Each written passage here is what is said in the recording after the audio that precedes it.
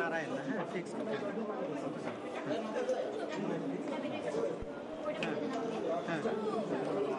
কি যন্ত্রণা হচ্ছে না, ওখানে কিচ্ছু খবর ছিল না, শুধু পানি পাইছিলাম,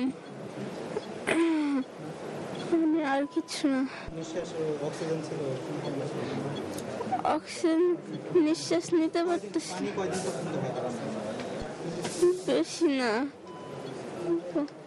1 ঘন্টার পায়ে 1 বোতল পানি খুঁজছি, পাইছি। অনেকক্ষণ পর পর খুঁজছি, একটু পানি একবার খাইছি, আর পাওয়া যায়নি পানি। অনেক কষ্ট করে চিপাদে লাঠিতে ভাঙ্গে ভাঙ্গে নিচে নামছি। আমি ডাকি, কেউ শুনে না, আমি আওয়াজ পাই, কেউ শুনে না। তারা মানে এই খোঁজটি পাওয়ার সাথে সাথে তারা যখন একটু ভেতরে আলো জ্বালিয়ে একটু টর্চ দিয়ে একটু ভালোভাবে খোঁজ নেওয়ার চেষ্টা করলেন, তখন দেখা গেল যে সেখানে একজন মহিলা, তিনি বেঁচে আছেন। তিনি আমি যখন রড কাটতেছিলাম তখন একটা অ্যালুমিনিয়ামের একটা রড দিয়ে নাড়াচাড়া দিচ্ছিল। তখন আমি ভালো করে লক্ষ্য করে দেখলাম, তখন একটা শব্দ আসতেছিল, একটা মেয়ে বলতেছিল, মানে একজন বলতেছিল আমাকে বাঁচাও বাঁচাও।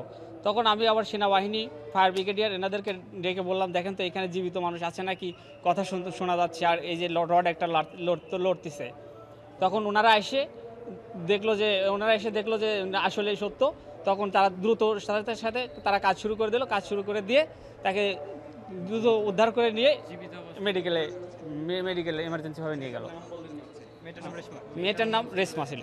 সাড়া পড়ে যায়। আপনি জানেন যে তারপরে সবাই এখানে এসেছেন উদ্ধার কাজের, যারা জড়িত ঊর্ধ্বতন কর্ম